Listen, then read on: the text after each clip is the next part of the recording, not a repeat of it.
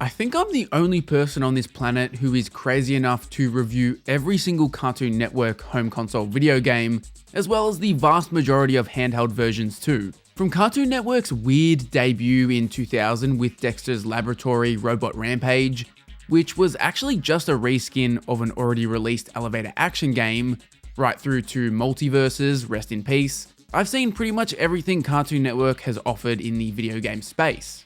You're probably asking yourself why I would put myself through this. Aren't most licensed games worthless trash? Well, yeah, most of them are if I'm being brutally honest, but I can't help seeing the charm in them.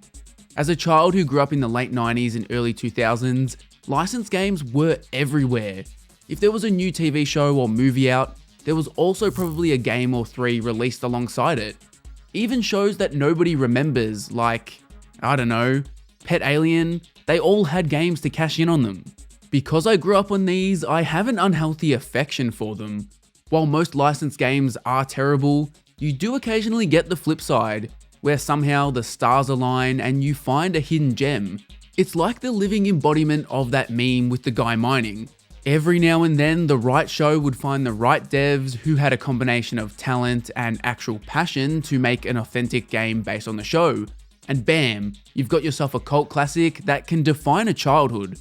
And it's those cult classics that I'm going to be talking about today as I take you through some of the best Cartoon Network games of all time. While I do admit a lot of Cartoon Network games are awful, I think they, and licensed games in general, get more hate than they deserve. Take Nickelodeon Kart Racers 3 for example. To a general video game audience, they see that, they laugh, and they exclaim something witty about how trash this obvious Mario Kart clone is. In reality, Nick Kart Racers 3, and 2 for that matter, is a genuinely fun and solid game. I think this applies to a lot of Cartoon Network games. Yes, there is some total trash mixed in, especially when you look at the early years. Some of those initial Powerpuff Girl games were an abomination, to put it lightly. But for the most part, there are a lot of surprisingly okay games, and even some of the bad games, like Disaster Strikes, have an interesting concept that kind of make up for the fact that the dev's execution was lacking. Things really took a turn once the PS2 era established itself. From then onwards, you regularly find genuinely good Cartoon Network games. Hell, from the PS3 era onwards, each game is either genuinely good or complete trash. There's no middle ground. So to give these games a little more love, I've picked out what I consider to be the 5 best Cartoon Network games of all time, in no particular order. I wanted to kick this list off with Hi Hi Puffy Army Yumi Kasnapped on the GBA, because it's still such a shock that this game was as good as it is.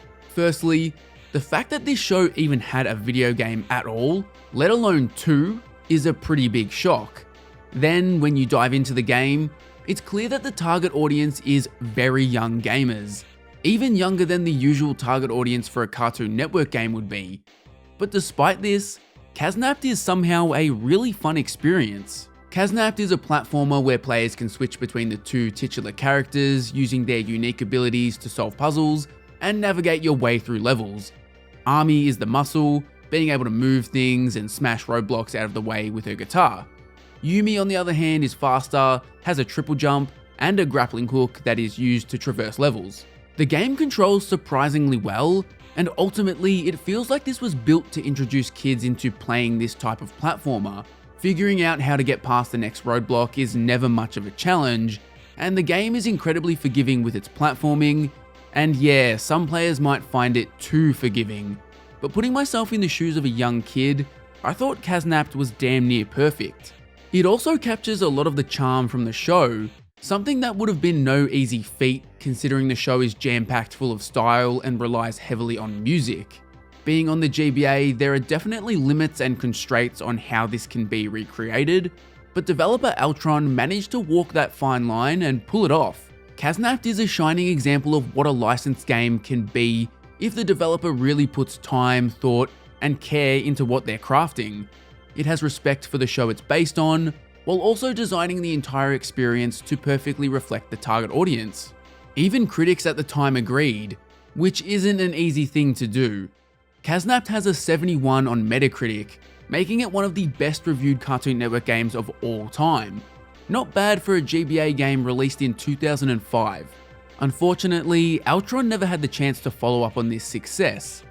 For almost 2 decades, it seemed like the only other Hi-Hi Puffy Amiyumi game was Genie and the Amp on the DS, developed by Sensory Sweep Studios and released in 2006.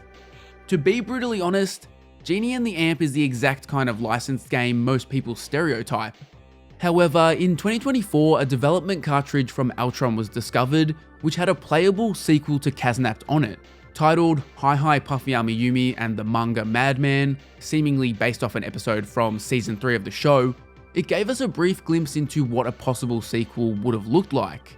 The reason for this game never seeing the light of day is unclear, and as far as I'm aware, the game was never even announced to the public back in the day.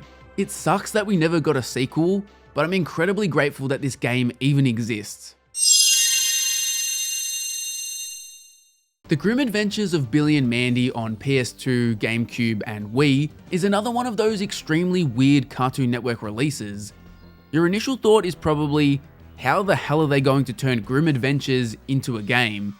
Then when you find out it's a 3D arena fighter, you're probably even more confused than you previously were. Released in 2006 by High Voltage Software, Grim Adventures genuinely stands out as one of the best Cartoon Network licensed games ever created. Praised by Nintendo Power, GameSpot, and IGN, it's an accessible yet entertaining 3D arena fighter. Heck, I'd say it's the best Cartoon Network fighting game, period. Controls are simple, with just 2 attack buttons, complemented by various items you can pick up to keep the combat dynamic. It also features some super unique stage design, with stages shifting mid-fight and destructible environments that actually add a bit of depth and strategy. It does occasionally suffer from slow character movement, and there are some overpowered weapons, but it never gets so bad that it drags the game down to a major degree. The story mode is brief, lasting barely an hour, but manages to be engaging thanks to genuinely funny cutscenes that wouldn't be out of place in the show. I would have loved this to be a bit longer, but honestly a short story mode is preferable to it overstaying its welcome, and in reality, people in 2006 were grabbing a game like this to play against their friends. Aside from the brief story mode, the game does boast a substantial mission mode with varied challenges like coin collecting and capture the flag, which also unlock new gameplay modes and characters for use in multiplayer. Grim Adventures has 15 playable fighters, covering the most iconic characters from the show's history, as well as a surprising number of unlockable alternate costumes. It is so clear that this game was developed either by fans of the show, or devs that were completely committed to making sure this game was 100% authentic. You can see this in moments throughout the brief story mode. The best example is the boss fight that recreates Little Rock of Horrors. The whole game is packed with fan service and thoughtful details, even down to the interactive credits. The Grim Adventures of Billy and Mandy transcends typical licensed game expectations, delivering genuinely enjoyable gameplay and humor. Even players who aren't familiar with the show and just want a fun fighter have something to enjoy here. Grim Adventures may have received just 1 game, well, technically 2 because there was a GBA version of this game, but they absolutely cooked with this one version. I might catch some criticism for this, particularly from the person crazy enough to make a whole response video to my Ben 10 Omniverse video, but Ben 10 Ultimate Alien Cosmic Destruction is the best Ben 10 game and one of the best Cartoon Network games overall. Cosmic Destruction, released in 2010 across multiple platforms, was a significant improvement over its predecessors. There had already been a bunch of Ben 10 games released, with most of them following a very similar formula, allowing devs to iterate. To me, Cosmic Destruction felt like the culmination of this iteration. Developed by Papaya Studio, the game enhances the series' 3D beat-em-up style with combat that feels like it's inspired by Batman Arkham Asylum, introducing smooth enemy transitions, intuitive counters, and accessible special moves that are activated with simple inputs. This all mixes together to create a combat system that feels fluid, dynamic, and genuinely enjoyable. Easily the series' best implementation up until that point, and I'd argue it's something Ben 10 games were never able to truly recapture. Cosmic Destruction allows players to select a loadout of aliens for each level, though the freedom is slightly limited due to puzzles requiring specific aliens. Upgrading aliens through experience points is present, but it's one of the areas where the game is a bit underwhelming. However, quality of life improvements over previous releases like full camera control and instant alien switching significantly enhance the experience to make a Ben 10 game finally feel faithful to the cartoon.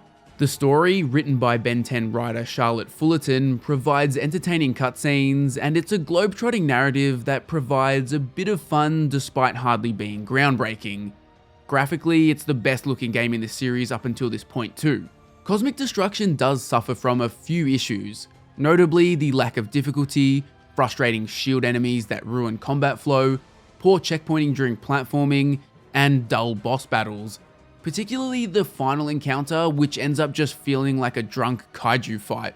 But despite these drawbacks, the positives always shine through. I don't know, maybe it's controversial, but Cosmic Destruction is the best Ben 10 game and an all-time great Cartoon Network game. I was almost tempted to just reserve this spot for the entire Steven Universe Light trilogy, because let's be honest, each game is incredible. Those 3 games could genuinely take all 3 top spots if I was to do a proper ranking of Cartoon Network games. They're that damn good. But I think Save the Light just beats out the first and third game to be the deserving representative here in this video. Steven Universe Save the Light, developed by Grumpy Face and released across a bunch of different platforms from 2017 to 2018, significantly expands on its predecessor Attack the Light. One thing to keep in mind if you ever research this game is that it had major performance issues at launch, to the point where this game ended up with a 54 on Metacritic.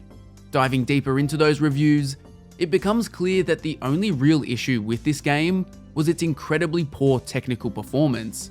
By the time the game eventually launched on the Nintendo Switch, Grumpy Face had pushed out a bunch of updates and patches which transformed it into an excellent RPG experience. However, those initial poor reviews still linger over the versions that were released first.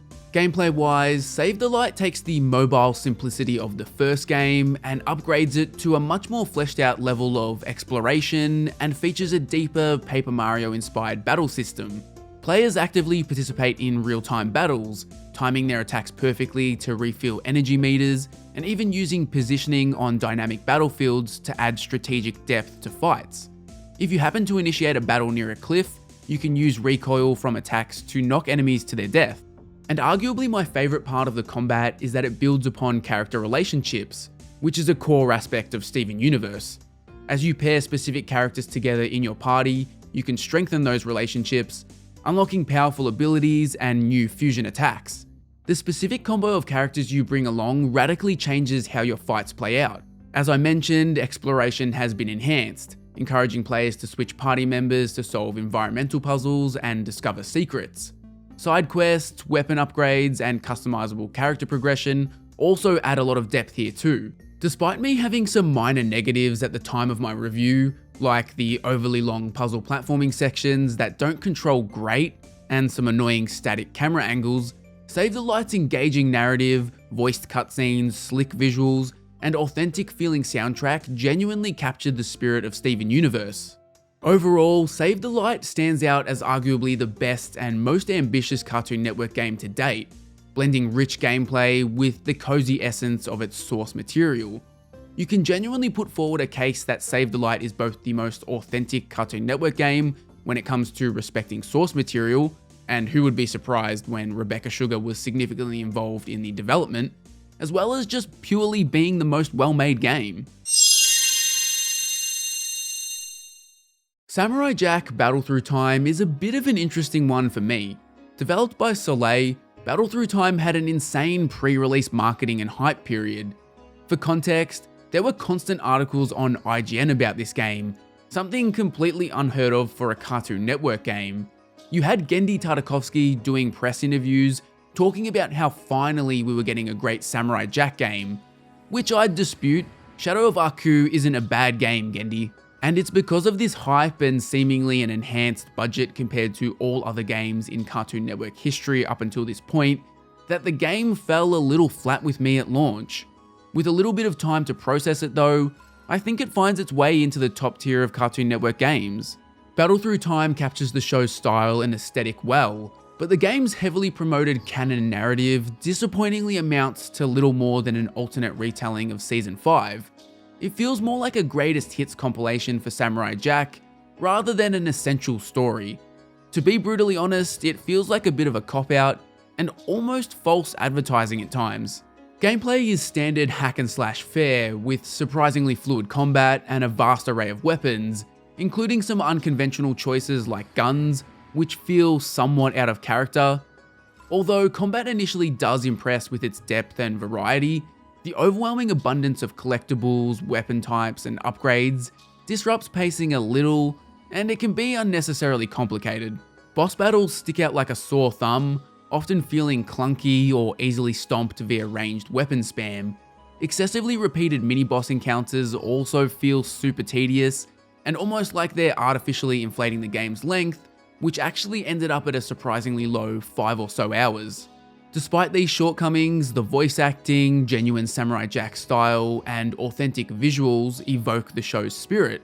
And while I have critiques of the game's combat, I think a lot of that comes down to me holding Battle Through Time to a higher standard. For most other Cartoon Network games, it's not a shock to see things be so rough around the edges.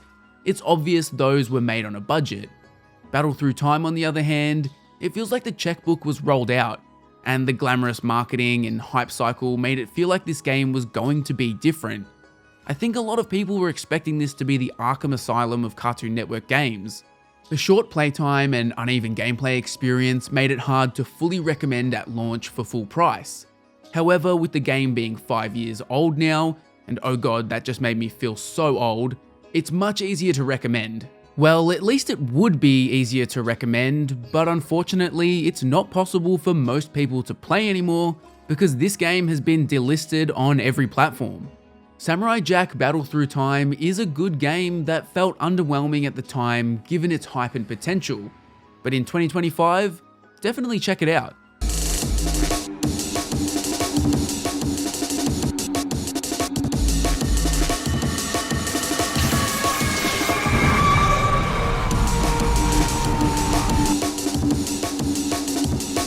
Why did we have to leave so quickly if the crystal gems were just going to survive? I must put an end to this madness. And that's the 5 best Cartoon Network games of all time, at least in my opinion. What does your top 5 look like?